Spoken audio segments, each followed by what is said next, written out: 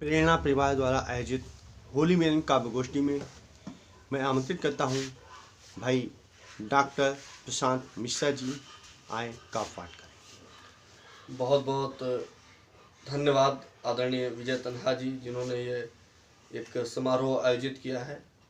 सभी को होली की ढेर सारी शुभकामनाएं और एक मुक्तक के साथ मैं प्रारंभ करता हूँ। किसी के लिए लिखा था, आज आप लोगों को सुना रहा हूँ, शायद उस तक पहुंच जाए। कि एक शरारत सी कर जाओ आंखों से तुम, एक शरारत सी कर जाओ आंखों से तुम, भर लो मुझको नजाकत से बाहों में तुम, भर लो मुझको नजाकत से बाहों में तुम। अब के होली पे आकर मेरे पास तुम, अब के होली पे आकर मेरे पास तुम, मेरे चेहरे को रंग जाओ होठों से, वाह वाह वाह, मेरे चेहरे को रंग जाओ होठों से तुम। एक आदेश हो तो एक गीत पढ़ देता हूँ। कहते हैं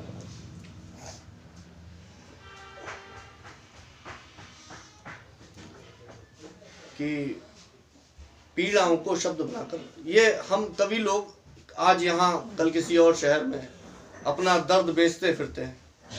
हम लोग अपना दर्द बेचते हैं, उस पर एक गीत लिखा है। आप लोग को आशीष मिले। सभी बड़े लोग बैठे, मैं तो बिल्कुल ही नवोदित हूँ। ये भले ही मुझसे उम्र में छोटा हो, लेकिन रचना धर्मता में मुझसे बड़ा है। एक रचना आप लोगों के समक्ष। पीड़ाओं को शब्द बनाकर भटक रहे हैं शहर शहरम, पीड़ाओं को शब्द बनाकर भटक रहे हैं शहर शहरम, इस पीड़ा के मरहम से न जाने कितने दर्द मिटाए, खुद की पीर मिटा ना पाए, खुद की पीर मिटा ना पाए। बंद सुनिएगा। कि चेहरे पर मुस्कान सजाकर, चेहरे पर मुस्कान सजाकर चोटों को आवरण दे दिया, वाह वाह, चेहरे पर मुस्कान सजाकर चोटों को आवरण दे दिया, चेहरे पर मुस्कान सजाकर चोटों को आवरण दे दिया, सुख के सूरज की तलाश में रातों का जागरण दे दिया, सुख के सूरज की तलाश में रातों का जागरण दे दिया। उन दो आंखों में, उन दो आंखों में दोषी का भाव जगे ना कभी इसलिए, उन दो आंखों में दोषी का भाव जगे ना कभी इसलिए, हुए स्वेच्छा से अपराधी अपना सब आचरण दे दिया, हुए स्वेच्छा से अपराधी अपना सब आचरण दे दिया। फिर भी रूठ गया जो हमसे, फिर भी रूठ गया जो उसको वापस हम लौटा ना पाए, खुद की पीर मिटा ना पाए, खुद की पीर मिटा ना पाए। अगला बंद है। स्वागत। कि किया समर्पण जो जो हमने, किया समर्पण जो जो हमने, उसकी एक गवाही तुम थे, किया समर्पण जो जो हमने, उसकी एक गवाही तुम थे। जिस पथ पर हम चले गए थे उस पथ पर हमराही तुम थे, और बीच राह में ना जाने क्यों साथ हमारा छोड़ गए, बीच राह में न जाने क्यों साथ हमारा छोड़ गए। अर्ध लिखित पुस्तक जीवन की उस लेखन की स्याही तुम थे, अर्ध लिखित पुस्तक जीवन की उस लेखन की स्याही तुम थे। शायद कुछ खुशियां बाकी थी जो तुम पर हम लुटा ना पाए, खुद की पीर मिटा ना पाए, खुद की पीर मिटा ना पाए।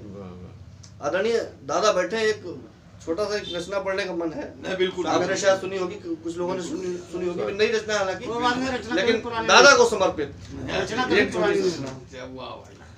कि कहाँ गए वो सपन सलोने, कहाँ गए वो सपन सलोने, बिना किसी भूमिका के। कि कहाँ गए वो सपन सलोने, बचपन वाले खेल खिलौने, जिन्हें खेलते थे जी भर के, लगा चौकड़ी बिछा बिछौने, लगा चौकड़ी बिछा बिछौने।